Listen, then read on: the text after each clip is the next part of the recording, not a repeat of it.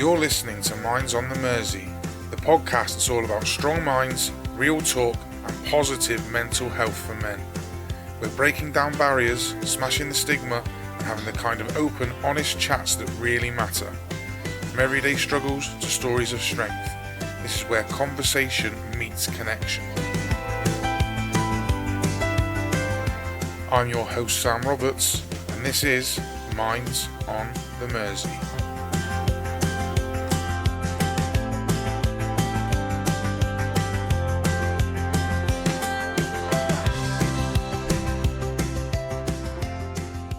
Guess who's back? Back again. Richie's back. Tell your mum. All right, Richie, how's it going, mate? Didn't expect it to be invited back this quick, to be honest with you, Sam. You obviously did well in the first episode, mate, didn't you? Well, just blagged it. Got some good feedback on you, mate, yeah. People were very impressed, considering it was your first time effort. People were very impressed of how you handled it, mate. So here you are, back again, 2 in a row. I'm not going to lie, Sam. That first episode that we did, was it last week? Or the week before? Week before. It was actually quite nervous when you first start talking, because you want to try and come across in the correct manner. You don't want to swear too much, and my P's and Q's are quite bad. And also, you can't say anything too controversial. You've got to literally watch your mouth. And I'm riddled with ADHD and autism, mate. There's no filter. Like, sometimes even I'm shocked about the things that have come out my mouth. I'm like, wow, have I just said that? Well, we haven't had any actual proper complaints come in, so we're all right in regards to that as it stands. So who can we upset today, Sam? Yeah, well, let's find out, eh? As usual, the podcast is in association with the Mersey Mind Project, amazing charity. Go and check them out, merseymindproject.co.uk. We are also in association with the Shaftesbury Youth Club. We are recording from Shafts again, so thank you to Adam and the team at Shafts. If you can hear that beeping in the background, I apologise. On the last episode, it was all the way through the episode. There's nothing we can do about it. Somebody's pulled the red cord in the disabled toilet and it needs to be reset by a professional, which costs money. So it's there. You're going to hear it. It's doing my head in. It's probably going to do your head in. I really apologise, but it is what it is. There's nothing I can do about it. With this podcast, Beeps and All is also sponsored by Pig in Bun. You'll hear more about Pig in Bun and the amazing stuff that they do a bit later on. Right, now that's all out of the way. I've got a little bit of sad news to unfortunately share with everybody, and that is that Mr. Wigan Piehead himself, Chris Guy, has had to step away from the podcast. He wanted to spend more time with his family and stuff. He's a very busy man, and he couldn't commit to all the recordings when we needed to record and stuff, so he felt that it was best that he step away and that we proceed without him.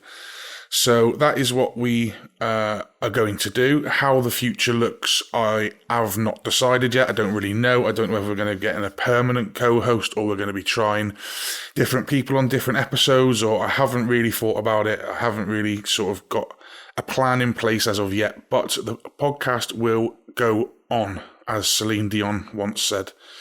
So, Chris, if you're listening, thank you for the first 2 episodes that you did, mate. You were fantastic. But going forward, unfortunately, Mr. Guy will no longer be. He might pop up every now and again and, throw an episode in here or there, but we will see what happens with that. So, right, Richie, I want to talk about you and your role within the Mersey Mind Project. Tell everybody what it is that you do in Mersey Mind Project, please, my mate. I just fake it till I make it, Sam, to be honest. Same as all of us, isn't it? Proper budget and scarper. No, I'm obviously one of the trustees like yourself, Sam, and we're just trying to help as many fellas as we can out there do what they can. I'm also the secretary, which my role basically is about us all being legal and safe, and unfortunately, on the odd occasion, I do have to tell the odd person off when they've overstepped the line in one of the group chats and stuff like that, with some controversial things.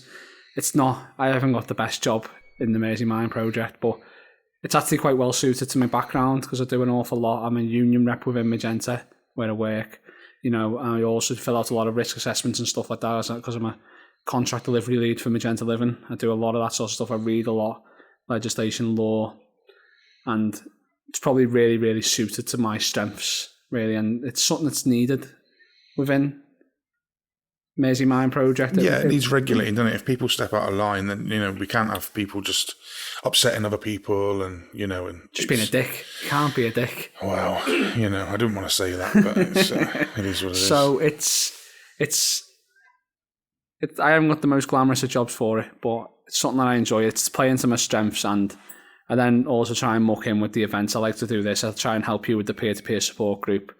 I help find the building where our current home is in Morton, the Sandbrook Centre. I helped with sorting out shafts as well, because I've got a good relationship with Debbie, one of the workers here. Her daughter works at Magenta and stuff like that. So I try and do a lot of things behind the scenes. And a lot of networking, so to speak. Yeah, I do a lot of things behind the scenes and keeping everyone happy, safe, reviewing risk assessments, and because even just something simple as putting on a game of football, Eddie's risk assessment that he's done for that is second to none. It's one of the best I've actually ever seen. I've had some contractors send me some shite. Let's not big Eddie up too much. Come on, let's keep I know, that down. yeah, but he doesn't get too many claps, does he? So I might as well give him one where it's due, and it's a really good risk assessment. Same for the Thursday nights when he eventually does get games on. And then when we obviously play at Marine and stuff like that, that's a new risk assessment every single time we play. Yeah. And he fills it out, he sorts it out, he does it. He doesn't. It's a shift thing to do, and then I just say yes or no really on the top of it. I just give her a quick glance over, make sure it's all okay. Happy days. Happy days. Some things are going to be changing with that as well. We are bringing out some more policies, which I'm currently. I haven't got a lot. I've got 6 policies. We all just need basically 2 need final sign off from the committee, which involves yourself, Chris, and Ed, and then the other 4 basically. And it's so sad. It's like the drugs and alcohol policy and stuff like that. It's the not so fun stuff. The not so fun stuff, but it's the ugly work, and I do it every day. Why not put my skills to the test? Transfer your skills across. Yeah, that's one thing Chris has done I think for the charity by he picked Eddie for the football. You sort of took the lead on the peer-to-peer, and now you've launched this as well. We are playing to each other's strengths, really. Yeah. Don't get me wrong. And it's a team effort as well, isn't it? Full team effort. And it's sad that going back, on people's jobs and that for the charity. Chris stepping away from the podcast, because he can talk for England. He is a good talker. He is. It's, but he has to do what's best for him, and I totally respect that. So, yeah. What do you find? Obviously, because you are a service user of the charity as well. You play the footy when you can. You come to the peer-to-peer as well. What do you get? What do you feel like you get from the charity? What is it that you feel like you personally? So starting from let's start from the most basic of things that I get from the charity. That the group chat itself. Let's just look at that for an instance. You've been on the receiving end of some of the banter and that you've bit as well, and we all can bite and stuff like that. And that first and foremost, I enjoy reading that, especially if your team's gotten beat. Man United are certainly due a loss soon as well. So I'm sure Mr. Chaz will get some shit given to him. God love him. So the group chat first and foremost is something that I'm really I do like reading. I sit there and I just sit there. Some days I don't even just have a little scroll through, and I sit there and I smile at some of the people giving each other a bit of banter. It never gets too far, to be fair. And people, if it does go too far, they can always reach out, and we can just step in, can't we, Sam? Yeah, it's happened a few times, hasn't it? Yeah. Where we've had to sort of step in and say, "All right, lads, that's not that subject, please. Let's stay away from that." Yeah. Then playing the actual football as well. That's just a good laugh, isn't it? As well, I haven't actually played on the Monday for quite a while, but I did have the privilege to come on for the last 10 minutes against Clare House, and I really enjoyed it. I enjoyed being on the bench, to be quite honest with you, watching Ryan eating his pie, and then again, I come down sometimes just to watch as well, and I then be a linesman, and again, I just do Eddie's head in, just because I do like to wind our Eddie up, don't I? You are very good at it, to be fair. And then going over to the peer-to-peer support group, that's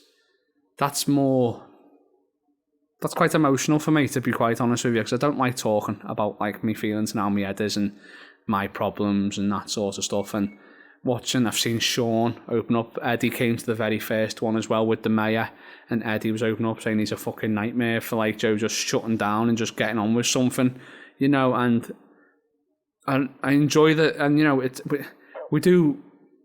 we do waffle shite in there as well, and that's nice as well, just to waffle on with a group of fellas who are all thinking the same thing. We talk about the football, we talk about some of the day's events, we talk about how shite Willowborough Council have been on some things that they've done, with like What's It Street, if you like. I don't know if you've ever drove down What's It Street. I haven't, mate, no, I haven't. Okay, Grange Road West, mate. On your way home, take a drive. A little detour. Yeah, and that so that's again a bit of camaraderie and some seriousness, and seeing like Richie, the other fella who comes there, you can tell he loves it. He's a big part of it, and he absolutely loves the bones of you. You can see that, Sam, do you know what I mean? And just the talking behind that, and then now being invited onto like another service area, this podcast as well, and being able to voice some of my opinions and concerns and talking about my story and stuff like that. It's good, mate. The services that we offer at the moment are very, very good. I find this therapeutic, me. After recording an episode, I feel like, because I've had a good chat with a mate or a couple of mates or whatever, I just feel dead sort of like sound after I record. It's like a bit of a therapy session for me doing this. Yeah, and the guest that we had on as well, that Lee, he had good banter, good bit of crack as well. He also talked about all the serious things as well. And, you're seeing someone, a big, strong man like him, admitting that some of the things, like he'd been a bully, he'd been bullied and being a bully, he'd been both, and he's turned his life around, he's doing very well, and stuff like that. Yeah, it's all, I think, I like the service that we've got. Yeah, I mean, the services we've got are good. The footy, Ed's got that to a really good place and it practically runs itself. He's done really well with that. The peer-to-peer support group is an amazing little group. It benefits me every week. Obviously, I go in, I run the session, but I take so much from it. It's such a good little sort of, just to get out the house and see different people that you wouldn't normally see in your everyday work life or your home life. And I suppose it's just about being Sam for an hour and a half every week on a Tuesday, rather than being husband or father or employee or, it's nice just to get out and be myself for a bit and have that sort of escape, if you like. Not escape, that's the wrong word, but I just get loads from it. And I know that the fellas who use the service, they keep coming back, so they obviously get something from it as well. And whether that's combating social isolation, because they don't really get out and do much, or, there's a couple of lads who aren't able to work because obviously of medical reasons why they can't work, so they don't have the sort of their day-to-day life is very different from mine. I see a lot of people, different people every day. Some of these lads might not see many people in a week, never mind a day.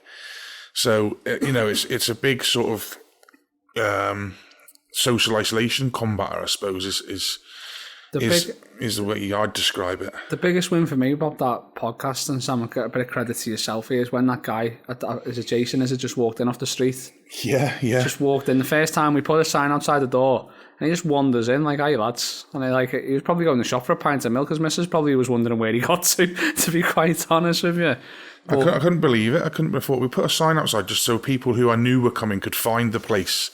And he's just wandered in and gone, "Oh yeah, I saw your sign outside. Can I come and sit in?" I'm like, "Yeah, absolutely, mate. That's what it's all about. Come in, mate. Yeah, come in." And I couldn't believe it. I was dead happy with that, to be fair. I was really chuffed. It'd be nice when, it's an area that we're interested to grow as well. We would like a few more regulars to turn up and stuff, Sam, wouldn't we? Yeah, absolutely. Absolutely. So hopefully, listening to this, giving it a good plug and stuff like that on the podcast. My goal is to have two running, one on the Wirral and one on Liverpool. I don't see why we can't do one on either side of the river. It's. I think if we get enough interest, it's something I'd definitely like to explore and like to do. So, I definitely think from where we're currently sat as the Mersey Mind Project, we're definitely at a turning point right now. Where do we take the next step and go forward? And what does that look like? What's that vision? Obviously, we're going to have a committee meeting very, very soon, and hopefully, then we can put on more sessions for the people who need it and help as many fellas out there as we can. Absolutely. That's the goal, isn't it, Sam? But yeah, going back to what I take away from it, mate, I just take away the good camaraderie, the banter, and a place to emotionally unwind. Amazing. For the day is the best. That's a good way of describing it. Yeah. Emotionally unwinding, I like that. Yeah, that's me, mate. That's what I get from it. Nice. Definitely. Yeah, I mean, so my role within the charity, it's as I've previously mentioned, I run the peer-to-peer support sessions, which are amazing. They're on a Tuesday night down in Morton, 6:30 to 8 o'clock. So if anybody wants to come along, please get in touch with the charity and we will signpost you in the right direction. Obviously, it was myself and Chris who had the idea to come up with this podcast, which I am absolutely thoroughly enjoying. I am spending a lot of time watching other podcasts to try and take little bits away from each one. Like, I don't want to nick anybody's ideas, but, it's only episode 4 that we're recording today. We're still very young and very new. We've still got a hell of a lot to learn, but I think we're doing okay. We're not doing too bad. We've got quite a few listeners. We've had quite a few nice messages from listeners, which is great. We've had our very first question sent in from a listener, which we are going to tackle in part 2 when we have our guests with us. I think it'd be better if we all answered that question. And yeah, listen, I am dedicating a lot of time to the charity, whether it be the podcast recordings, the podcast editing, the peer-to-peer support groups, help with football sessions, other things, networking. It's a lot of time that I'm dedicating to the charity, which I wouldn't do it if I didn't enjoy it, obviously. And the family are great; they're very supportive. They know how much I take from it personally, so they're happy to see me do it. Puts a little bit of extra strain on Catherine, not going to lie, obviously with the kids and stuff and looking after them on our own and that. But why don't you bring her on as a special guest? That is a plan, So just to keep it happy one night, as it's even before we started recording, I wanted to potentially get Catherine on so she can explain it from the point of view of the partner of somebody who's going through poor mental health. Behind the door. The behind the scenes sort of thing. Yeah. Obviously, because a lot of people, obviously, who suffer with mental health, they get the help and stuff they require. But what isn't said a lot is obviously the family and the partner of that person who's going through that. They're suffering as well because they don't want to see their partner in that situation. So she will be coming on as a guest, just not yet. I don't know if you remember, Sam, it's something that we did actually speak about, like launching a session like that with one of the previous trustees, James. Yeah. And obviously, James had to step down and he's obviously working on himself. I hope you're doing okay, James. I hope you're doing really well. Reach out, mate. We're always here, And it's something that we are going to have to look into, isn't it, Sam, as a charity, like behind the door? I think so, yeah. I think it would be really good to get something similar to the peer-to-peer support group that we have currently, but for families or friends of people who are suffering poor mental health, just to give those guys an escape every week. I think that's a really good idea. The partners, the wives, the husbands, the family, brothers, sisters. It could be anybody. Because obviously when that person is suffering poor mental health, everybody around them inevitably suffers as well because they don't want to see their loved one in that position. Of course. I'm pretty sure we were going to call it like the listening space or something like that, and we've actually got some posters and stuff still made, so the start of it's already bedded, Sam. It's definitely something that hopefully something we can explore, definitely. We are going to, and something like we can definitely grow alongside the peer-to-peer support group and then carry on from there. Absolutely. But big shout out to Catherine, Perry and Finn, because they are all very, very understanding of me spending so much time doing this sort of stuff. So thank you guys. Richie. While we're on the line of shout outs. Go on. Oh, here we go. Go on. Daz, the lad who did his Achilles in, he's just been going on. He wants another shout out, so I don't think we should give him one. Don't bother. Well, he's cried it in now. Go on then. Big shout out to Daz. Hope your foot's okay, mate. Hey. Hope it's not hanging off, Daz. Hobbling around the house doing your missus' head in. Yeah, with your silly little boot on your foot.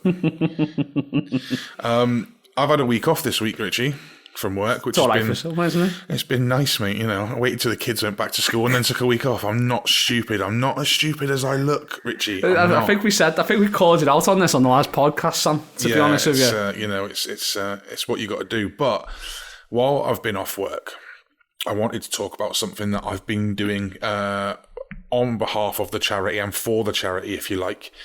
So on Tuesday and Wednesday this week, I went and did the Assist Suicide Prevention training. It was with two lovely trainers called Jack and Tracy, and they are from the Jade Roberts Foundation. They unfortunately lost their daughter and sister, their mother and son, and they lost their daughter and sister to suicide a few years ago. So they set up a foundation and a project in her name, and they now assist people who are feeling suicidal. But on top of that, they provide this assist suicide prevention training. Wow, it was a heavy 2 days, I'm not going to lie. On the end of the Wednesday, I was exhausted. It did take a lot out of me. So, like, how did it start, Sam? So, like, what was the setting? So we were down at a place called Thrive, which is another sort of charitable place in Liverpool city centre. They help with getting young adults back into work. Okay, that's amazing, isn't it? Again, getting people into work. Incredible, yeah. That can help your mental health as well, can't it? Absolutely. So they do incredible stuff down there. So big shout out to those guys as well.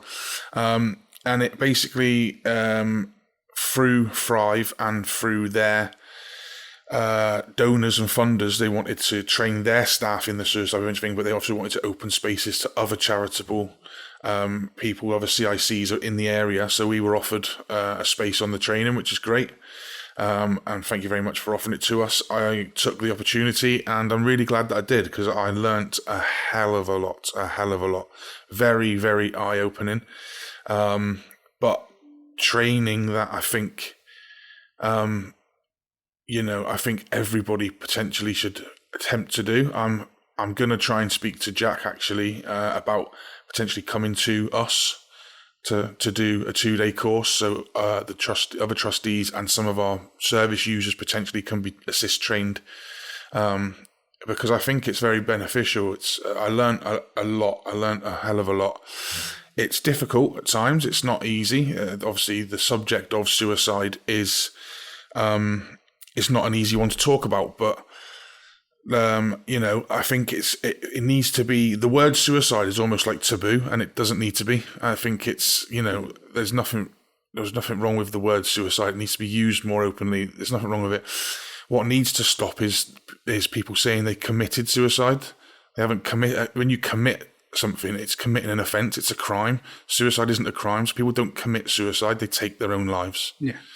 And we need to stop sort of saying that was what, like, first thing on the first day. We don't use the word commit suicide, because people haven't done anything wrong when they've tried to do it or done it. So the word commit is banned. You can't use that. So they take their own lives, or they attempt to take their own lives, or they attempt suicide. Yeah. Which, I think is good. One of the sort of key takeaways from it is the fact that if you are, people will give you what they call invitations. So an invitation can be something as subtle as, I just don't see the point anymore. Yeah. If someone's feeling down, they'd say the words to you like, I don't see the point anymore. That's an invitation. That's what's called an invitation. Okay. And that's the point where you then have to go, and you have to be really direct with them and say, I need to ask you a question. Are you thinking of suicide? Okay. And you have to You've got to be that bold. It's got to be that bold and that direct, because the person almost needs to be stunned and sort of say, because then they'll go, oh, actually, yeah, I have been, yeah. You literally have to be that way. That's how it has to be done, because it helps the other person potentially, Obviously, if they're not thinking of taking their own life, fantastic, happy days, then you just signpost them to get some help or help them feel better. Obviously, then if they do open up to you and admit, actually, yeah, I have been considering it, you've then got like a pathway. Okay. It's called Pathway to Assisting Life, called PAL. It's the framework that they use. Yeah. It's absolutely incredible. If anybody gets a chance to go on it, I really implore that you do, especially if you're, based in a charity setting where you're dealing potentially with vulnerable people or young adults and stuff. It's really, really worth doing. It was just jumping in there, Sam. I'd say if there's any employers listening, absolutely train your staff. Train your staff and yourselves. There could be one guy sitting in the corner of the office or in the corner of the workshop, and his head's about to fall off, and this training might generally prevent, like, save his life or their life, whoever's life. So any employees out there, reach out to Thrive, and I'm sure you can get the training that you need, and you can then help save a life. Absolutely. And if anybody is feeling down, and feeling like, they can't go on, please get in contact with the Jade Roberts Foundation. The Jade Roberts Project. Sorry, not Foundation, Jade Roberts Project, because they do incredible work. They've been going, I think, for about, I can't remember how many years they said, and they save on average, they stop on average about 300 people a year from taking their own life, which nearly one a day. Unbelievable. It's nearly one a day. Unbelievable. That shouldn't be happening. Unbelievable. Honestly, they're doing great work up there. So yeah, go and check them out. The Jade Roberts Project. Go and check them out. They're doing absolutely incredible stuff. Big shout out to Jack and Tracy who did the training. They were fantastic. Richie, something this week made me very, very, very excited. The Toy Story 5 trailer came out this week. Oh, Christ. I seen the trailer. So, like, Woody's got a ball patch on the back of his head. Woody's got a bald patch. He's wearing a poncho. Honestly, unbelievable. It got me very, very excited. I think one of the very first times I cried in a cinema was watching Toy Story 3 when Andy drove away at the end of the film, and spoilers, by the way, drove away at the end of the film for a while and now, left. Toy Story 3, I know, mate. yeah, I know. and he left his toys with the little girl, and he's just about to drive away, and he turns back and looks at them, and honestly, mate, I was in bits. My kids were pissing themselves laughing at me because I had tears rolling down my face in the cinema. Honestly, it's so when I saw the trailer for Toy Story 5, I was dead excited. It really was. I can't wait. It looks pretty good, actually. Have you seen the trailer? Yeah. No, I've only seen that bit. It was on a meme on Facebook. Woody's that old. He's now got a ball patch on the top of his head. Makes me feel old, that, honestly. But no, it looks pretty good. It's all about it looks like the main premise of the film is that Bonnie gets an electronic device. So the toys are battling the electronic device because the electronic device is getting all the attention and the toys aren't. So, yeah, right, it looks good. Honestly, it looks great. I can't wait for it. And also, obviously, you made a cameo in Toy Story 2, didn't you? So, during the first time I ever met you, you said that to me. Hey, you bastard. Hey. For anybody that doesn't know, Richie hell. has an unbelievably striking resemblance to Al from Al's Toy Barn in Toy Story 2. Honestly, it's unbelievable. Unbelievable. It's nasty, that's It's nasty, that's Supposed to be a men's mental health charity. Do you know Shocking. something, mate? The amount of people who've actually said that to me is actually... Oh, I'm going to have to go and shave my head. Dye your beard or something. Yeah, dye my beard bright pink and shave my head. It's going to have to happen. But something like the feel-good films, aren't they? Toy Story, and, and so, like, I don't think... Is it Pixar or is it Disney? Pixar, yeah. They're dead good these days. Simple, aren't they? They're simple. They're dead good at sort of making a child's film, but they slip enough sort of like adult material that isn't offensive in to keep the adults invested in the film. Do you know what I mean? So they'll just slip a little joke in here and there, and you're like, the kids won't get that, but that's quite funny. That and it keeps the adult invested. Then, so I think that's what they've got to do now, because you're gonna, if you're going to the cinema, it's probably going to cost the best part of 40, 50 quid, isn't it? So expensive, isn't it? Cinema is so expensive, honestly, and then the food and the sweets, the pick and mix, about 85 quid for an handful of sweets. It's ridiculous, mate. Honestly. That cost of living crisis, eh? Honestly, mate, honestly, scandalous. I can't remember the last time I went to pictures, but Christ almighty, I don't think I've got the patience to sit in there anymore. Bring back orange 2-for-1 Wednesdays. Was it 2 for 1 Wednesdays? Orange, whatever. Yeah, bring them 2 back. 2 for 1 Wednesdays. Is Orange even a network anymore? I don't think it is. No, I don't think it is. No. TE now, isn't it? Fucking showing me age here, aren't I? Jesus Christ. Somebody else who's showing their age is my Mrs. Richie Catherine. Oh Christ! You can't say that. Well, mate, she's going through the perimenopause, and her head is on fucking Pluto, mate. Honestly, it's absolutely... Pluto's not even a planet anymore, is it? So you've that's put why, it that far away. That's why her head's there, mate. Honestly, it's insane. So, honestly, right? So hang on. No. Right, let's just start from the. What have you done? I've not done anything, Bollocks. mate. I've not done anything, Bollocks. right? So, Finn wanted to go to World Book Day as a pirate, right? And so we got him the costume and all that, the sword, everything. World Book Day's on Friday next week. Catherine sent Finn to school today dressed as a pirate with makeup on, sword, the lot. He was the only kid in school dressed up in fancy dress today in school. Johnny Depp in school, isn't he? And he literally came home and he was fucking raging. I don't blame him either, to be honest with you. How old's Finn? He's 9. Wow. I would have wrapped that sword around her head, to be quite honest with you. Mate, honestly, he had the makeup on, the sword, the lot. Right. Obviously, he's 9. He knows it's on Friday. Yeah. So why has he let her? Because Catherine told him that World Book Day was today and not next Friday. When the rest of the world knows that World Book Day is next Friday. So there's a bit of a secret there, isn't there, Sam? Don't listen to Catherine. Well, I'll let you tell her that. But yeah, I just couldn't believe it when she told me that he's in school and he's dressed as a pirate, and he came home today and was like, do you know how embarrassing it is to go to school and be the only one in fancy dress? Oh, I felt so sorry for him. Honestly, unbelievable. And then what she did also this week, right? So we decided we're going to have what we call a picky tea, right? I don't know if you ever have them from time to time, but you get like pizza and, like a buffet, spring rolls, like a bit of a buffet sort of thing. So we went to the Chinese supermarket and bought ourselves some spring rolls, and we bought spring rolls, and we bought some shumais and a few bits and bobs.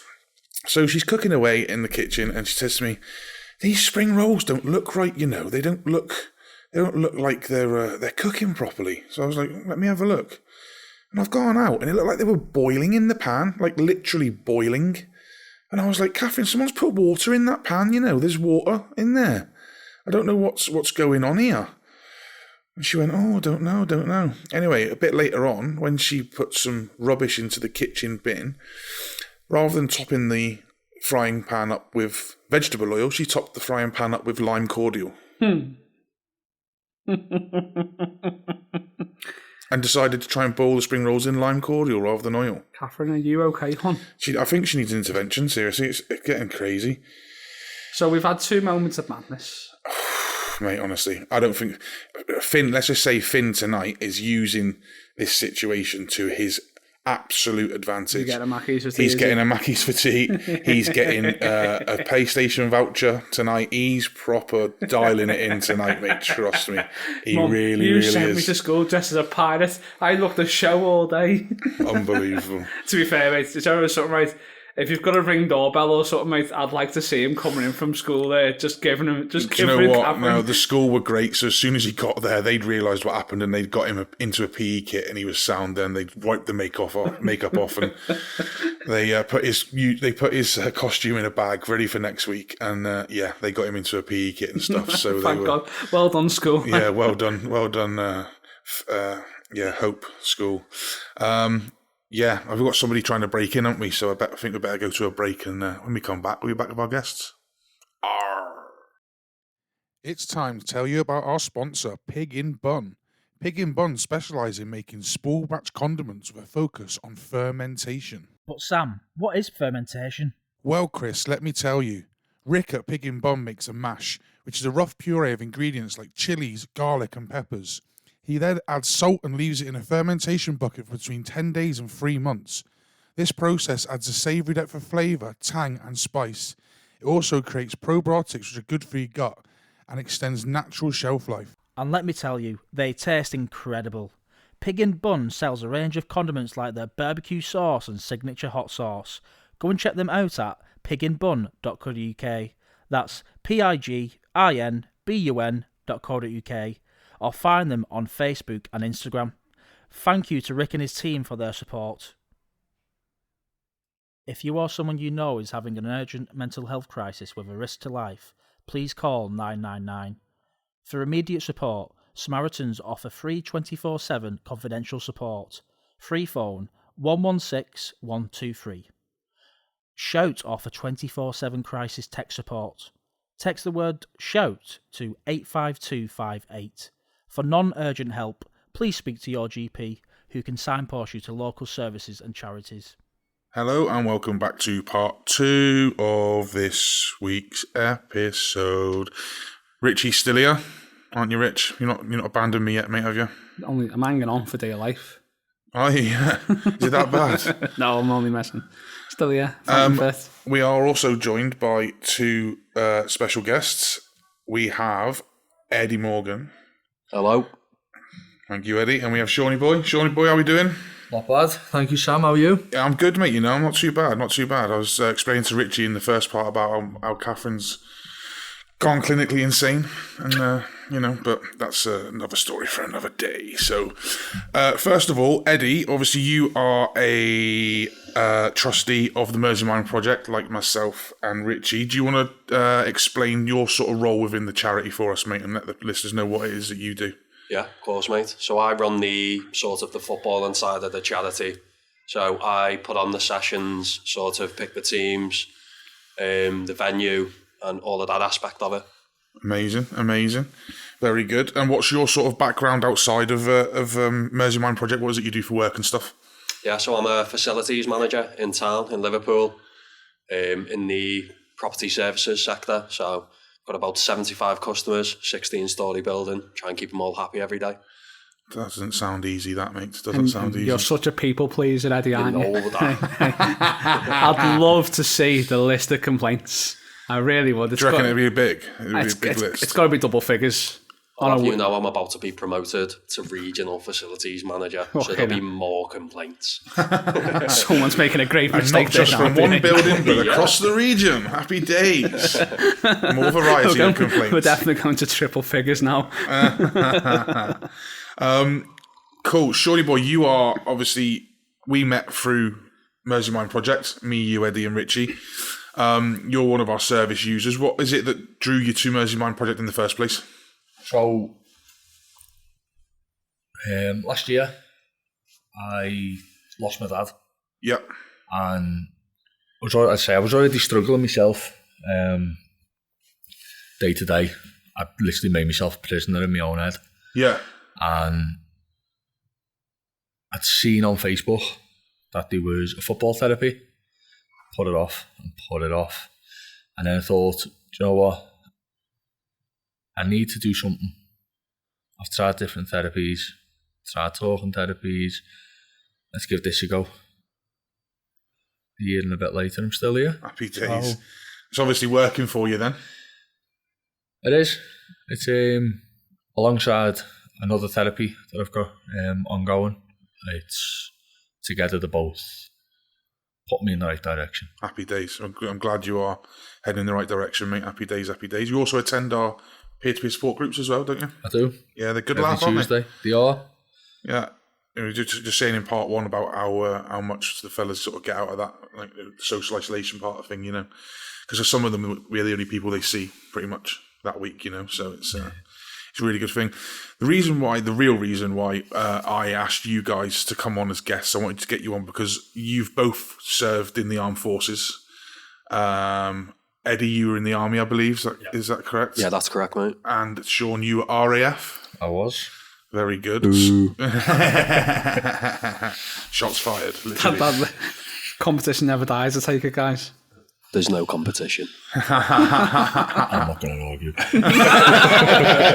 Sean rising above it, I see. Yeah.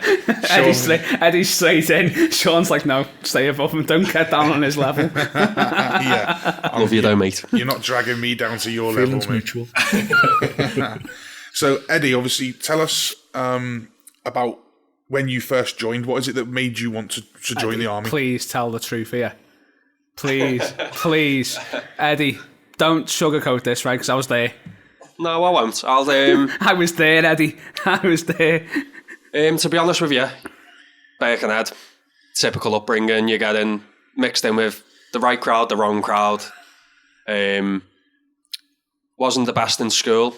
In hindsight, 2020, it's probably because I had some sort of something going on outside of norm. I was all right at school. I didn't excel. I didn't struggle, but I was always wanting to be the class clown. So I had an all right job, Rich, wasn't it? Shell at the time. Oh yeah, you did. Yeah. So I was on a decent wage, and I think I was still 17. And my mum and dad wanted me to start paying keep. And at That the old time, chestnut, yeah. I just couldn't grasp it, and I was like, I'm not doing it. So in a massive huff, I walked down the road that I lived on, and there was a careers office for the army, and I just walked in out of spite. Sad to say, but it was literal spite, and I walked in, and I think I went in on midweek, and on that weekend I went on a look at life to Edinburgh for the weekend. Wow. And it just gripped me, and I was like, I'm in, all in. Yeah, literally like straight away, you're just Yeah, like, I know this is what I want to do. Like, yeah. Amazing. What about you, Sean? How did you get into the RAF, mate? A bit like Ed. I grew up over the other side of the water. Council estate, Kirby. Wasn't much going on. My brother had joined the army.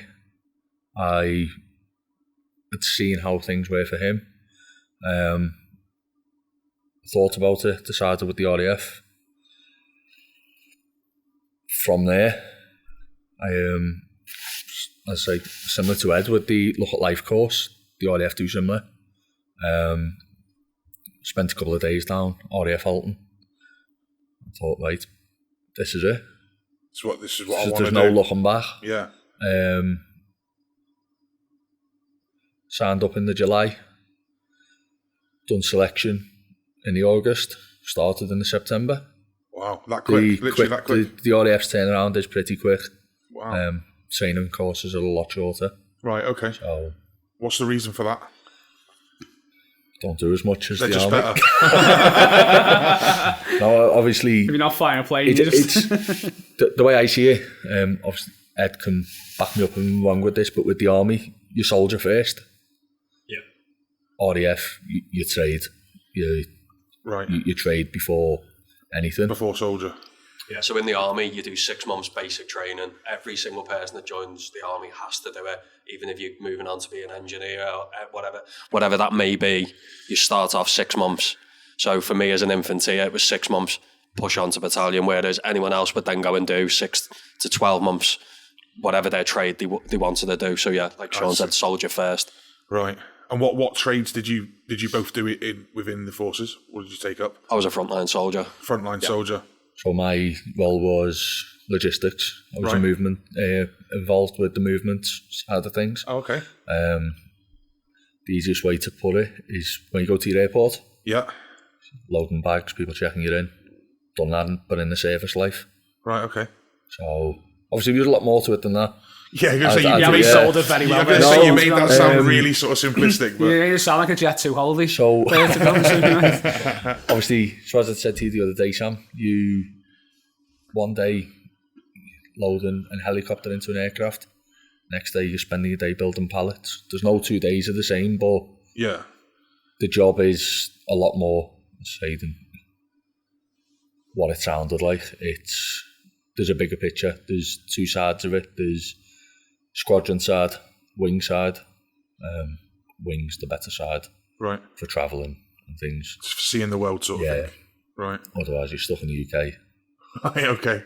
So that's not the one you want to be on then? No. That's where you start. Yeah. And then... Almost like a promotion sort of thing. Once you've earned your stripes sort of thing? Not promotion, you've got to... Everyone's got to start in the same place and then you move out to to different job, not different job roles, but different parts of the squadron. Right, cool. See, I've never none of my family have ever served, no one, so I literally, when you're talking about squadrons and battalions, I just doesn't, it's just not something that I sort of understand really, so try and keep it in layman's terms if you can, that'd be great, just so I can understand what you're saying, but obviously you said there about no 2 days the same, is that part of what attracted you to it in the first place, knowing that, you know, it's not for everybody, is it? I don't think I don't think I'd be any good in the services myself, but I think the main thing that attracted me to it was job security. Right. Oh, I suppose, I knew, I have to say, you got to do 4 years minimum, but from there, you are contracted. It's now, I think it's 12, you get a 12-year contract. At 12 years point, you can either continue. Yeah. But once you've served 4 years, you can't withdraw yourself from service. Right. At any given point. Obviously, I don't know how the army works. Same, yeah. So you get 12 months to leave because that's the time that they say it takes to train someone else to be at your level. Okay. So from the second you click a button on the computer, 12 months. And throughout that time, various people from various points of your career will come and try and change your mind to a certain degree. Right. So it's So like a 12 confirm- months. So if you put your notice in for like a job, so it's then 12 months. Yeah, 12 months notice. Right. Okay. It's heavy, that, isn't it? You know, it's not like you can't just with more normal jobs, like civilian jobs, it's just a 4-week notice. Yeah, yeah. You know, and then you got onto someone new. You've then got to and then you're getting poked and prodded to stay. I don't know about yours is probably different, Sean, but I remember you putting your notice in. I remember you like going through it with you, to an extent. You know, so what was that like? Yeah, obviously a lot of time had passed between joining to the end. I think I'd touched nearly 9 years service. Obviously served overseas a couple of times, seen the world, and the easiest way to sort of understand it is, for me anyway, it was a 4-year cycle. So you do the sort of same things the same month every 4 years. So in September you go to Kenya the first time round. It's the best thing I ever did in the army, was going to Kenya, saw the world, so did some of the best things. But then 4 years pass and you're doing the same thing, but you've got people that haven't served as much time, are younger than you, teaching you things. And you're a bit like, hang on a minute, I've done this. And I was coming round to my 3rd cycle and I just couldn't do it. I was just at the point where I was like, I either commit and I'm going to be in for the rest of my life, which I've got friends who are still in, or I make a decision to leave now and I'm still young enough to be able to relearn something and do something else. Because I'll be honest with you, when I left, I felt like I was 18, even though I wasn't, and I'd lived a life and experienced some of the best and worst things in the world. When you leave, especially as an infantry, you haven't got a trade. Yeah. So you leave and you're going into the job world completely green. Really, yeah. Does something I wanted to touch on with both of you. When you say you left there and you're coming out and you're green, do the army help facilitate in any way, shape or form, like, you know, getting you into work? Obviously, as you say, you were in infantry, so you haven't got a trade behind you, like potentially Sean did and stuff. How supportive was the army to you when you initially left?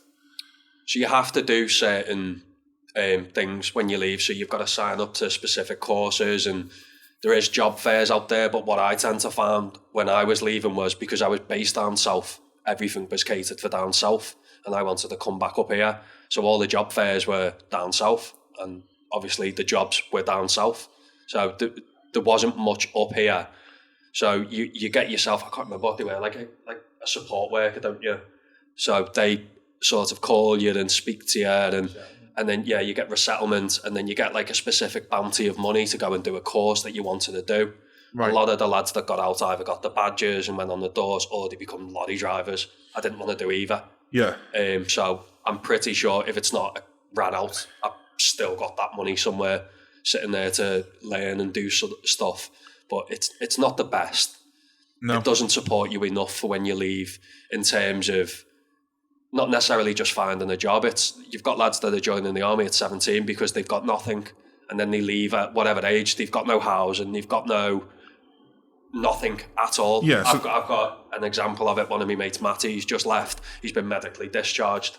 He was in a car crash overseas, and he's got some sort of thing on his brain, so he's been told he's leaving. They've told him, and they've given him 3 months to leave the army, medically discharged. He's got nowhere to live. He's not got a home base, because where he left for a reason.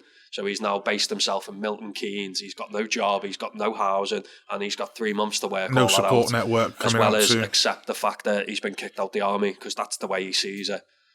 So yeah, and I suppose, as you said, he's gone in at 17, and that's really all he's ever known in his adult life. And then he has to come out, and it's like, see you later. Yeah. Tough, man. Absolutely tough. And it's, I didn't think it was going to be that bad, to be honest with you. It's, that's not good. How was it for you, Sean? Because obviously you yourself were medically discharged as well, weren't you? So, obviously with Ed's side of things, completely different.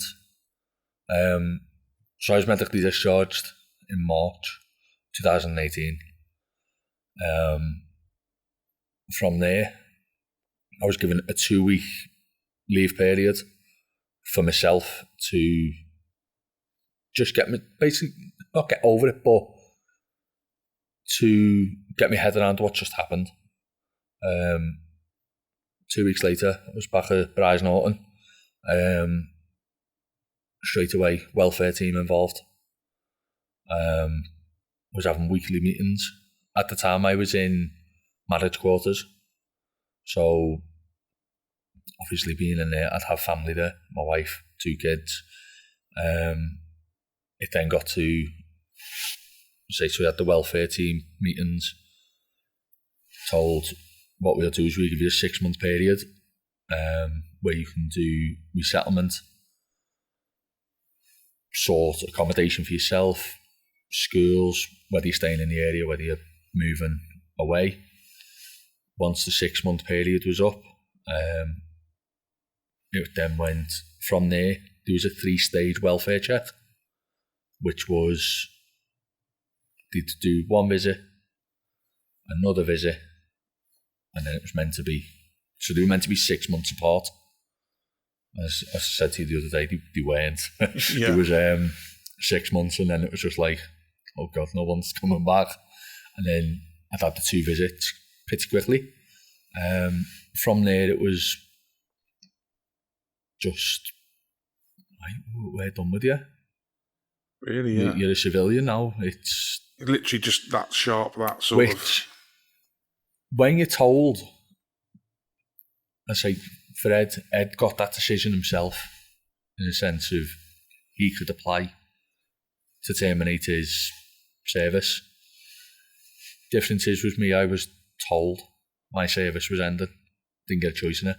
Right. So- How hard was that to take?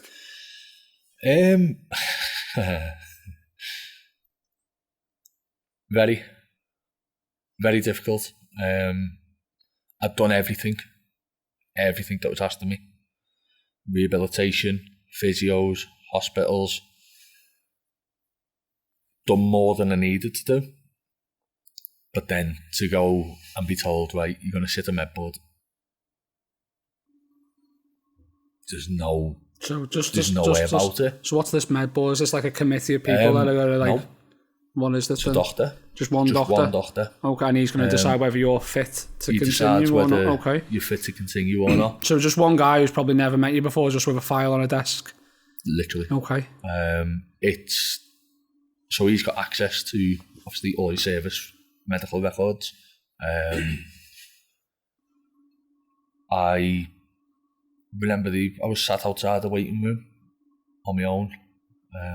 At the time, my wife couldn't even be with me. She had to wait away from it.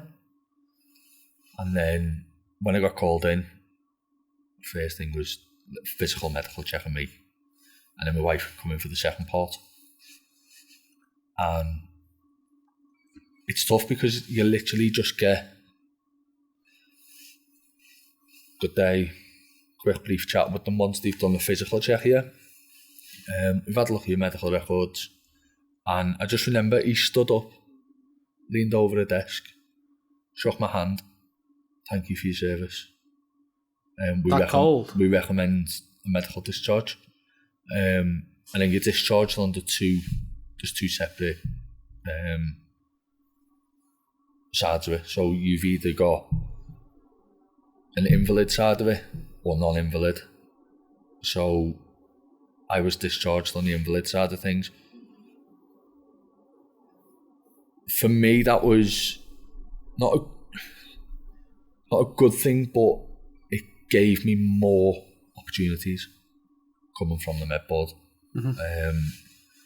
Because my actual injury at the time wasn't service related. It was the previous injury was. The second follow-on from it was caused by the NHS. And the MOD took full responsibility. Didn't need to. They had no obligation to me.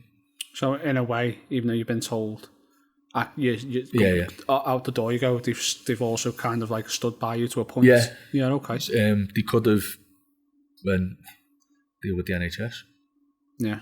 And they never, and I'm grateful for that. But you also seem a little bit bitter as well. Is that a right word, maybe? I'd say yeah. I'd say I just had my career took from me. I had plans. I knew where I wanted to go. At the time, my plan for my career was to reach Joint Helicopter Support Squadron and go from there. And then to be told, your career is no longer yours, we're taking it from you. At the time was a bitter pill to swallow, because I had to go and then explain to my kids, you can't go to that school no more. You can't live here no more. I think that was the hardest part, was taking them from, luckily enough my daughter was only 2. It was more my lad, because he's also ADHD and autistic. So then telling him, you can't go to that school. We've got to trying to even just explain that to him at the time was like, I was also trying to explain to myself what's going on. Yeah. Or say, in terms of with Ed,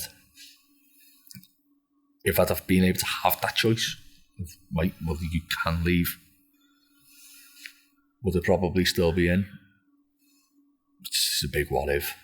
I don't know. You certainly weren't ready to leave at the time when they told you. I wasn't ready. No. Even, say, physically,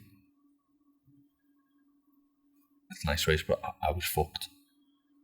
I was actually at the point when I got back up to Liverpool, well, the Wirral, I was going through the Walton Centre at the time, and I was told the likelihood that I'd ever walk again was slim. I spent 8 months in a wheelchair. That in itself was eventful. Well, with autistic children and stuff to look after as well, and that, you know, that's what I'm saying. It was difficult. I was mobile enough. I could get around the house, do the odd little thing, but to then be told, like, the likelihood is this is your life now. I think now, 8 years on, playing football, walking, doing the gym, things like that, I didn't ever let it get the better of me. Yeah. The problem is, what got the better of me was being discharged. I was still frustrated with that. I was like, I'm not letting a doctor tell me you're not going to walk. Yeah, my left leg doesn't work the way it should, but you saved some decent shots of the day, though. My arms work. No, you even can be in. So even if I was still in the wheelchair, because you put me in goal, boys, just hope for the best. You know what? An email went around Clare House, you know, and you were described as potentially as good as Marine's actual goalkeeper. So, you know, that's you know, you were highlighted as an outstanding player of the match. That's good, but we're a Marine in the league. If the bottom, then the keeper's got a problem. They can sign you up, Sean. You're free to start. I am. So, Eddie, you said earlier that you were well, how old were you when you joined? Sorry, 18. And you said that you'd seen some pretty incredible places. Where did the army take you worldwide, globally? Where is it you've been, and what have you seen? Yeah, so 2 tours of Afghan, Canada, India, Falkland Islands. Say Canada?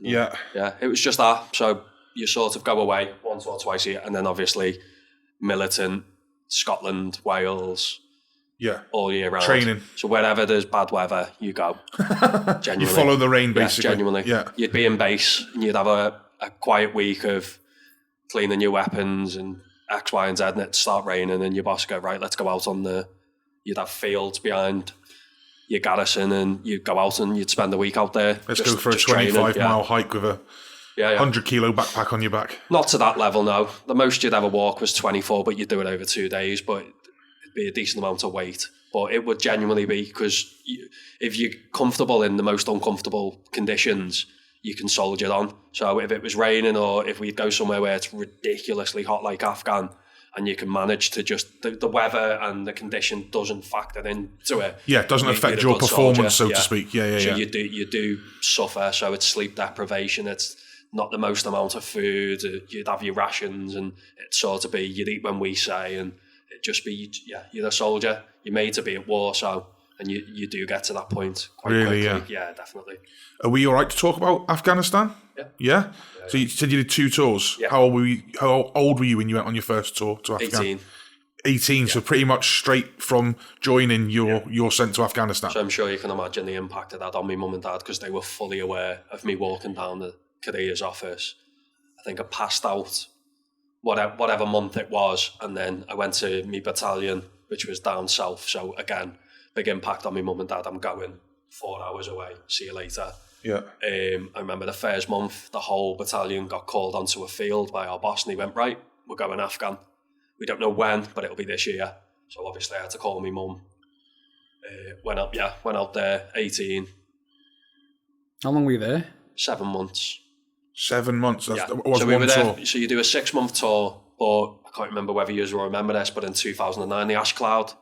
Oh, yeah. Yeah. Oh, from the that volcano. stopped all flights from Afghan. So we stayed on the ground for an extra 4 weeks until the Marines could come and take over. And we were 2 weeks from having to complete another 6-month tour. If no one could come out, it was sort of like, well, you just have to soldier on. So we were lucky. We got back to Camp Bastion and we managed to get home. But yeah. Unbelievable. I can't imagine really at 18. Fucking hell, I wasn't even... Shit, I couldn't even fucking put me fucking own clothes on properly. Do you know what I mean? Never mind being sent to a fucking war zone. Eddie still can't. So, Ed, we've obviously seen like what the aftermath of like what happened to Sean. So, Joe, when you left the army, where was your head at? You said you felt like 18. You had no qualifications, if you like, in school. You did all right, but so you came out, you're green as can be. What was that like in your head? Scary. Okay. Really scary.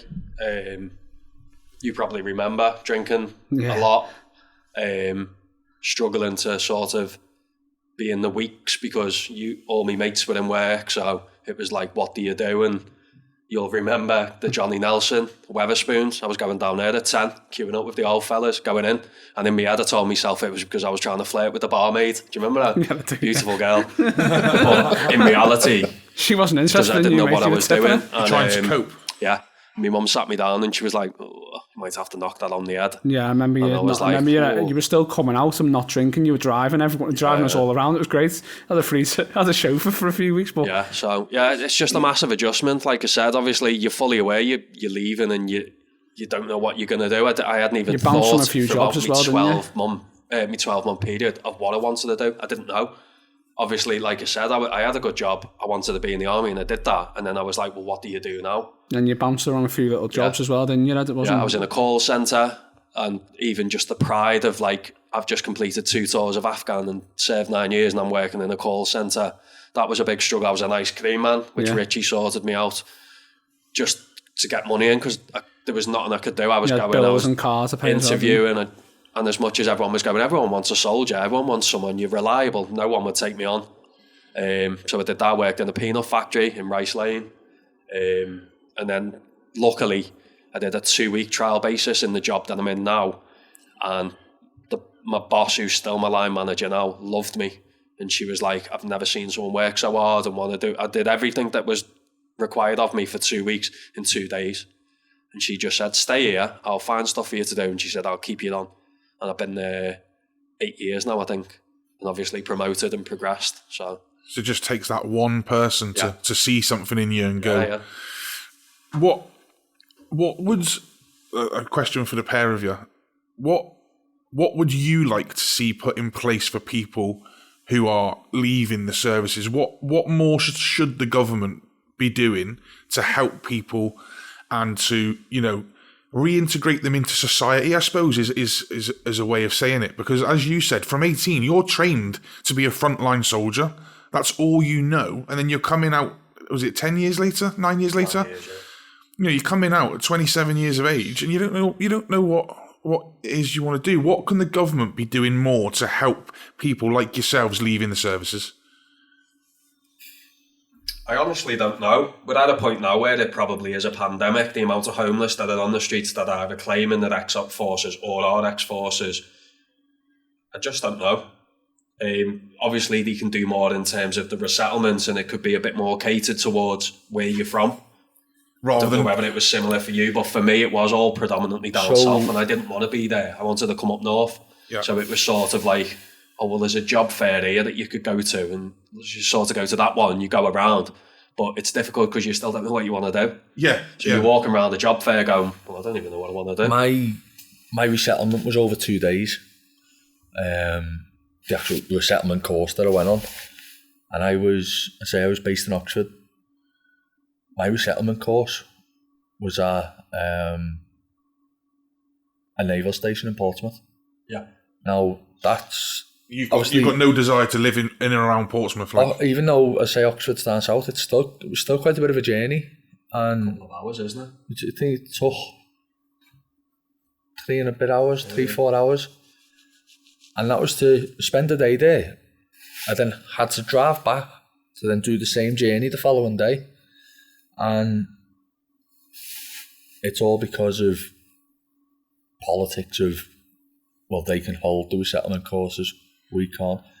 Braz itself it's a small town within a town. It's like a city, isn't it? It's huge. They've got the space to do it, but for some strange reason, they like to send people out of the way, and I don't understand it. It's a tick in the box, unfortunately. Yeah. Whereas you spend a lot of time in the services, and whatever your reason for joining is, you quite quickly do realise that you are just a number.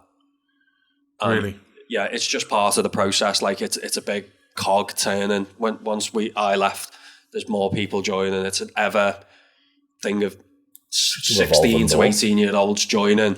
You are just a number. Obviously, I was there for vibes and for the boys. Like, I wasn't stupid. I'm not there for politics, for the Queen, for King.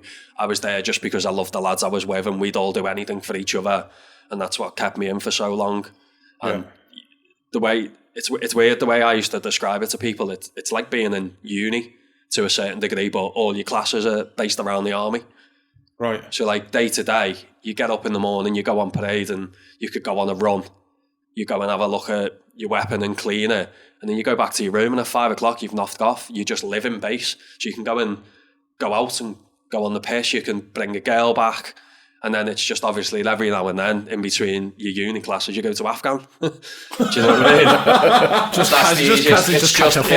is in a way a 9 to 5 job, innit? It is more so probably for you as well because you were in the pads. So I touched kind of lucky with the part of the job that I done when I first. So I was working Monday to Friday 9 to 5, early finish on a Friday, weekends were mine. Obviously, as I said, so I was living marriage quarters. They were a strange place to live because you was mixed. Whereas in the blocks, you was junior ranks, sergeants had theirs, other ranks had theirs.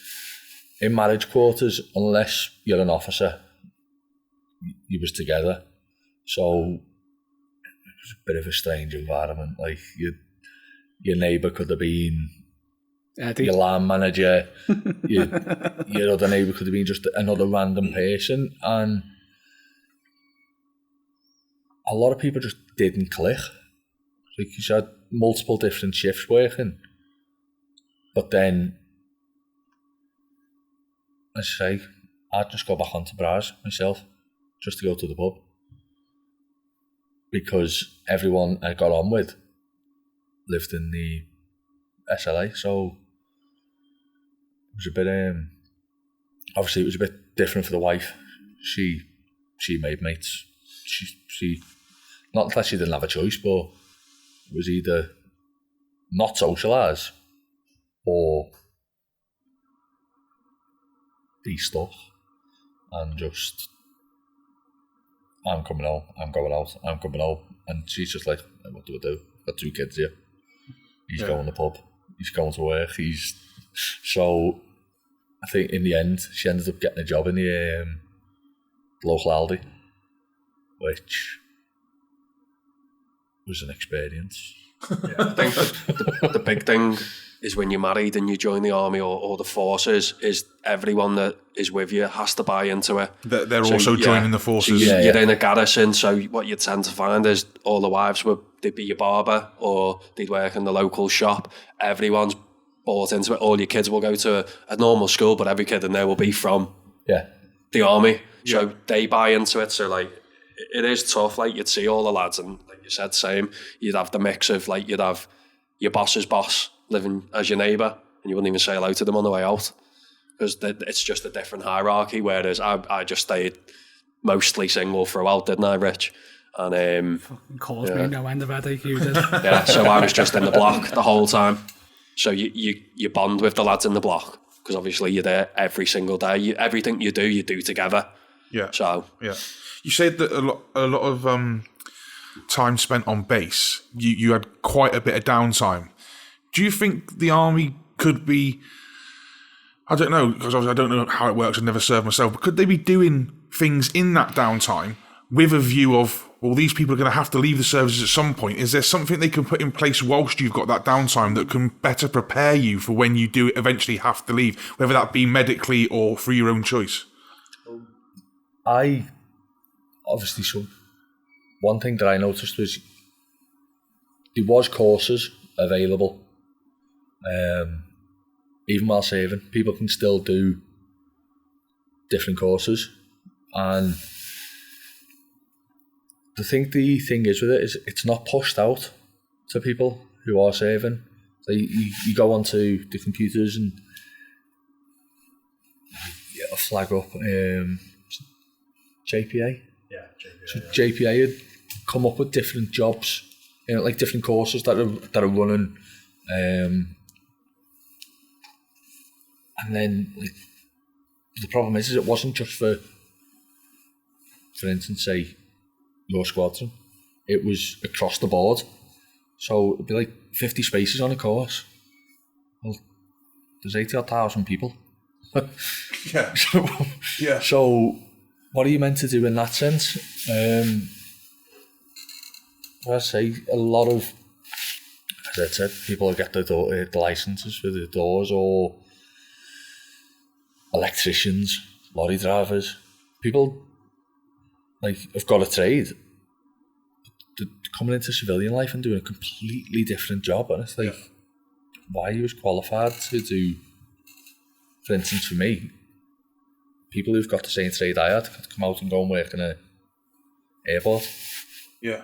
But they won't. Don't know what it is. Or why not. Yeah. But you get a lot of companies overqualified. How are you overqualified to do a job? And I think a lot of it's like expectation of, well, these are just your average Joe. We don't want you coming in and regimental at them.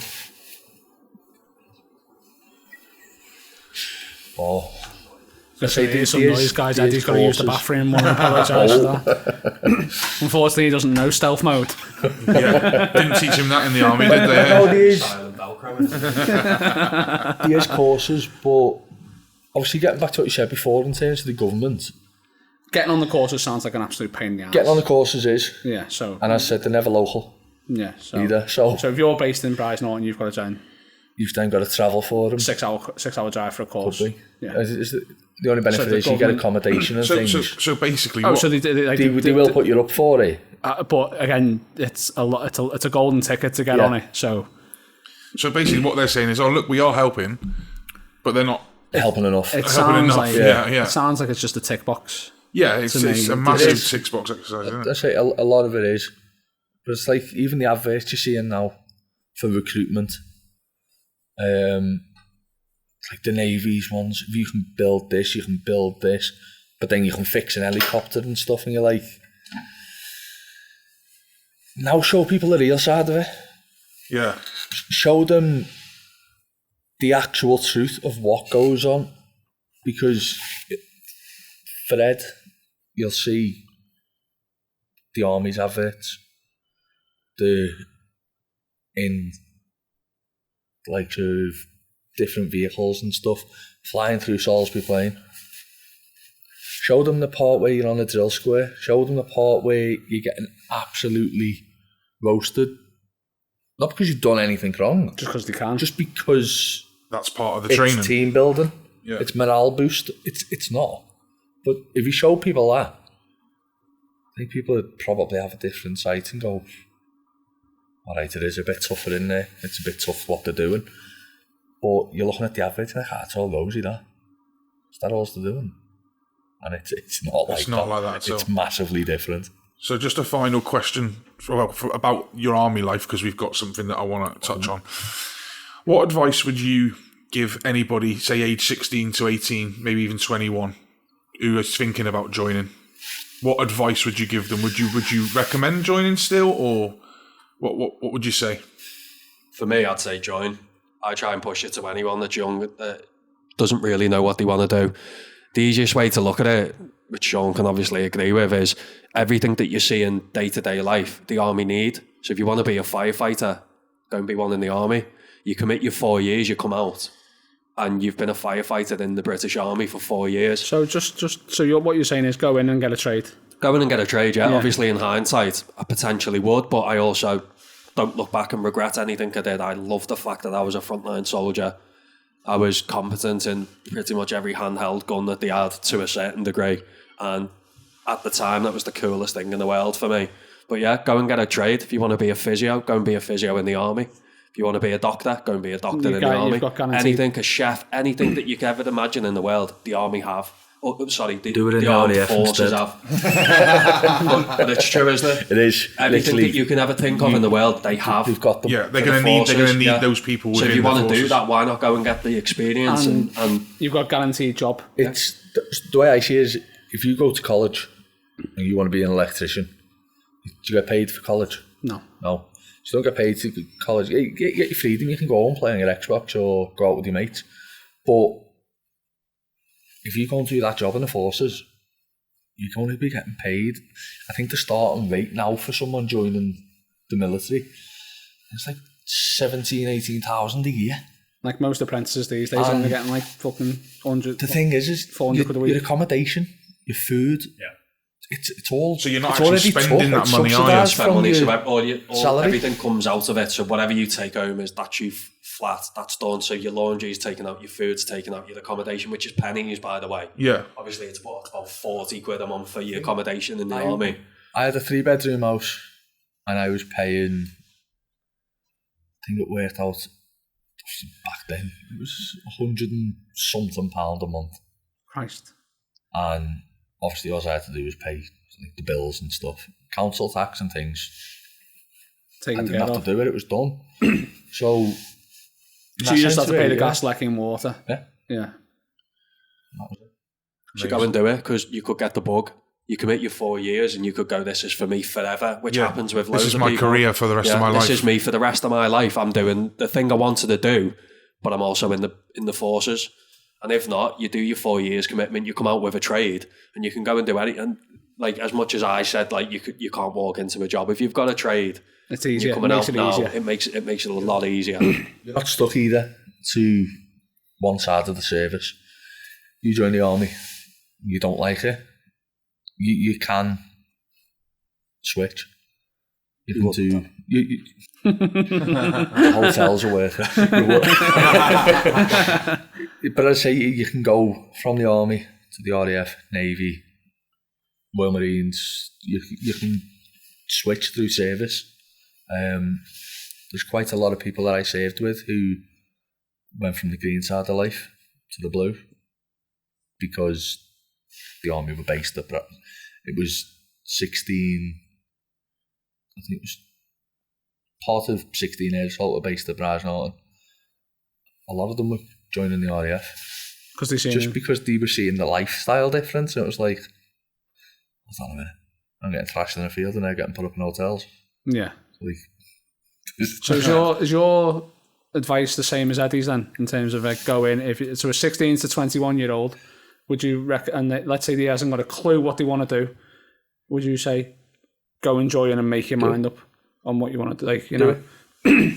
Even if they want to say, I want to go and be a firefighter, as Eddie said, go and do it in the forces. Go and do it. I think you're going to be you're going to get basic training anyway, I presume. Yeah, and then you're go and do your trade as well as and there's a good chance as well of seeing the wonderful world we live in. So go and see somebody. Yeah. Or I think if you don't want to jump into it, I say you can go and do the full. I go through selection and join. As me and Ed have both done, we've done a Look at Life course. I've done quite a few different things. Look at Life is like a taster. So, okay. Obviously, completely different side of it. Don't know what Ed's were like. Man, we're just having basically a look. RAF lifestyle. This is what you can do. These are the careers you can have. Speaking to multiple different people from different trades.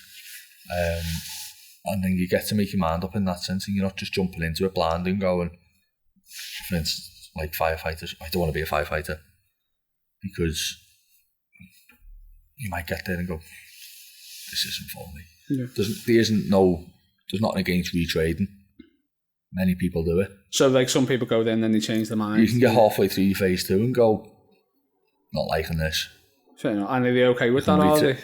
Yeah, so obviously, in terms of the trades, if it's a specific trade, you'd always have to do something at the start of it. So if you want to be a firefighter, you'd join the engineers. So and then it's an element of that. So like, you can't just jump in and go, I want to be this. You've got to do the basic side of it first, and then you go into that. Okay. But it is the best of the best, isn't it? So as you can imagine, everyone wants to do it. You've got to be good at it. So you do commit your time and to being good at what you want to do. The standard of the training, even in the trades, is like the best you're going to get. Of course it is, yeah. You want to be a mechanic, you're working on a tank. Do you know what I mean? Yeah. As much as there's other vehicles, but it's the best of the best, and there's every element of it is you're doing really good things in really harsh places. So like even the RAF, when they're securing Bright, what's it called? Camp Bastion. Oh. Camp Bastion, so everyone's got an element to pay. Camp Bastion was the size of Reading. It's a massive space to have to look after, and they did it. Yeah. So that's the green side of the RAF. So you've got the RAF regiment who because I don't know much about them, they get a lot of stick. Within other military circles? Or? Within the army. Yeah. The army of... I don't know what it is. But obviously the blue just for the side of listeners, life... Ed had a massive grin on his face then, by the way. Stolen valour. I'd say, in terms of RAF life, they do the force protection side of things. Whether it's them, RAF police, or the MP, the military provost guards, they're more of like retirement service, isn't it? So it's just the people that don't want to Dad's army. Literally, mate. You see some of them and you're like... Just getting us back on top of them, would your advice be the same as Eddie's then? If you're 16 to 21 years old and you've got a rough idea of what you're going to do, go and do it in the forces. Yeah. Okay. So you're going to get paid through your training instead of college. And the opportunity, if it turns out that you don't like that, you're still going to get paid and you can swap on over to something else. Class. It's quite good to know that, really. Yeah, that's a really good insight from both of you, Thank you. Right, so we have had a question in from a listener. So I wanted to put it to all of us because it's I think it's quite relevant to what we're doing and quite important. So I'm going to keep the person who wrote in anonymous. You'll see why in a second. So my son recently asked his boss if he could have a chat about his mental health and how he was feeling. Whilst his boss sat and listened to what he had to say, my son felt like he was completely shut down and was not taken seriously. He was left shocked and angry. What do you lads think about this situation, and what advice would you have for my lad, his boss, and us as a family to help support him? Love the pod. Keep what you're doing, lads. Am I okay to step in here? Because I've actually Richie. physically done this in where I work now, Magenta. So mental health, as particularly men's mental health, is pretty much brand new. Do you know what I mean? So when I first started, I'm not going to sit here and lie, I didn't believe in it at all. I didn't. I was quite ignorant, and then my head fell off, and then met some of you wonderful people as well as a part of that. Do you know what I mean? Eddie might have contributed to a bit of it. Hopefully. No, so I then go and see my boss and genuinely, and I think hindsight's a wonderful thing. When I look back, she didn't have a clue what to do with me. She's trying her best to support me, and and then going through like this different people within HR, they're ill-equipped is my best experience of it. And because you've got neurodiversity and other disabilities and all that coming, like more and more people are being diagnosed with ADHD, autism. I think I'm 18 months into mine now, and that played a real big part. Am I the problem? Am I the nuisance here? And then you shut down. I literally blanked my boss for 3 weeks, and in where I work, you can't really do that. And I just did it. I just thought, well, fuck yous. So in my opinion is the listener's boss genuinely might not know how to deal with it. He might not have had the training. There is mental health courses, you've been on a suicide prevention one this week. I think employers, they need to start understanding and how to help people. His family just need to continue to be there for him, in my opinion, and he's not alone. Reach out. There's always help there. We're here. Do you know what I mean? Mersey Mind Project, we're here. If you want to come and have a game of football, I'm sure Ed can squeeze you in. I think companies themselves, so they'll have a first aider. You cut yourself, you won't see the first aider in the workplace. I think the problem is workplaces need to have a first aider for mental health.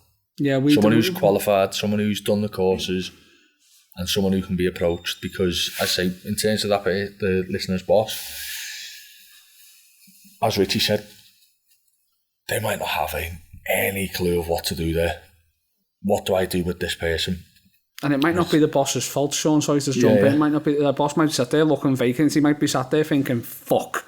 Yeah. What do I do? Yeah.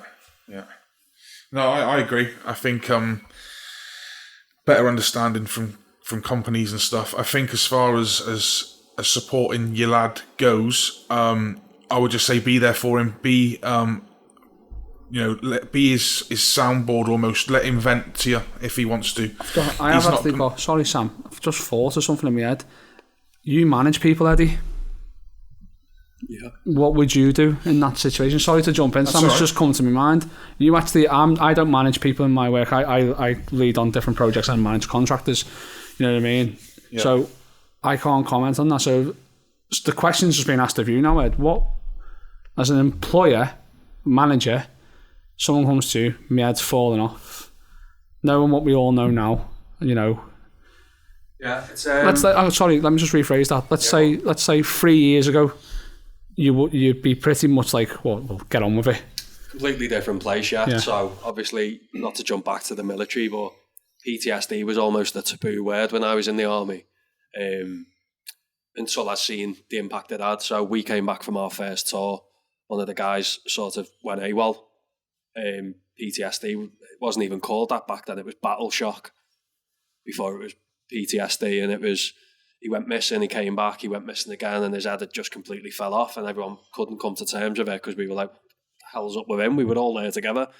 And then, ignorance, similar to you, is I struggle to understand things I haven't lived. So I couldn't ever get my head around it. So maybe 3 years ago, it was a vastly different place. I'd sort of be military with it and be like, get on with it. What's up with you? See, that's incredible insight. Whereas since I've been here, I've done a mental health first aid course. I've done a lot of reflection on myself and my time in the army, and I do feel like I've got so much more compassion through chats with obviously yourself, Sean, and loads of the lads in the charity, Sam, yourself, Rich. Obviously, I've known you most of my life.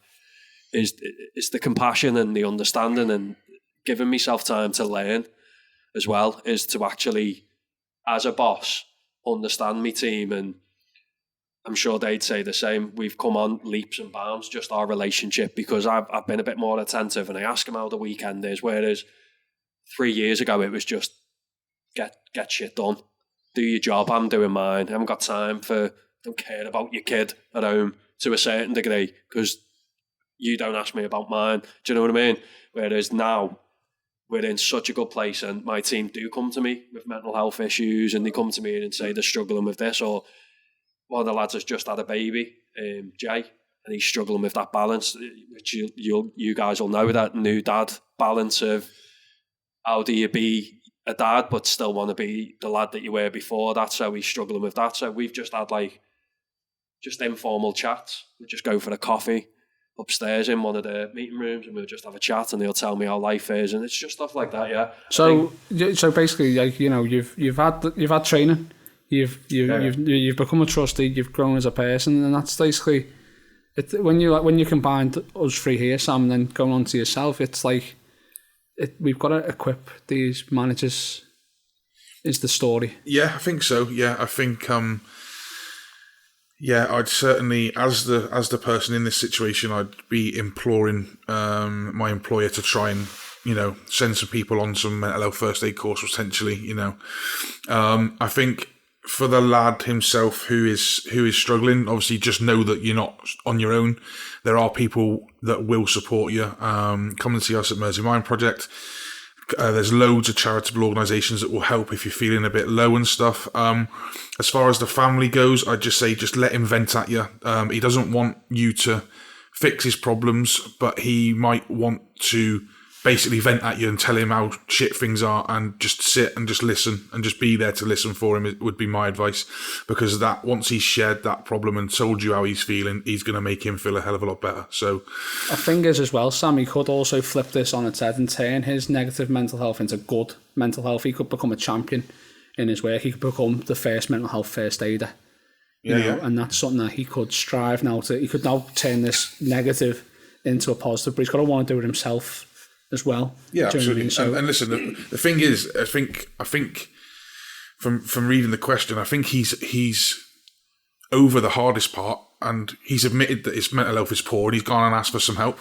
He's talked about just like it. What we talked about last week. The first part, that part is the hardest part. Is admitting that there's a problem and actually going to try and find some solution. That's the hardest part. The hardest part here has been done. So from here on in, I think he'll be doing fine if he uses his family and stuff to talk to, and hopefully his boss becomes a bit more understanding of the situation. Hopefully it will turn around for you. But like I say, if you are struggling, you know, come see us at Mersey Mind Project. There's other organisations on the Wirral and in Liverpool that will absolutely be there to help you. Obviously, if it does take a decline and there is a bit of an emergency, call 999. Please don't suffer on your own. Or call Samaritans, shout, crisis helpline. There's loads. So, yeah, access those services if you need to. But yeah, I hope things turn around for you. I hope you start feeling better soon. Thank you for sending the question in. Richie, thank you so much for co-hosting again, mate. Been a pleasure. Thank you so much. No worries, mate. Eddie and Sean, that was fucking brilliant, boys. Thank you so much for. Obviously, before we end it, obviously the charities you just shouted out are brilliant for civilians.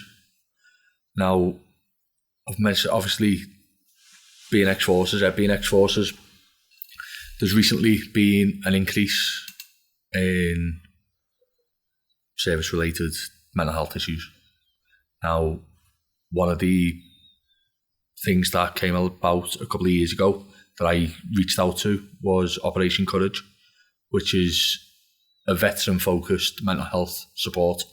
Amazing. It's led through the NHS, so any veterans that need to reach out for anybody, I would highly recommend that they reach out Courage. It's a phone call, and unlike civilian services who do have a waiting list, Up Courage is rapid. Cool. Like you are waiting about 2 weeks maximum before. That's Operation Courage. Up Courage. Up Courage. Nice one. Cheers for that, Sean. Boys, thanks for coming in. Really appreciate it. Thank you for your honesty about your time serving and stuff. And that was absolutely brilliant. Richie, thanks again. If you could, the usual shit, follow our socials. Mine's on the Mersey. Go to the website, listen to the podcast, share it, etc., etc. Nice one. Cheers. Love you. Bye.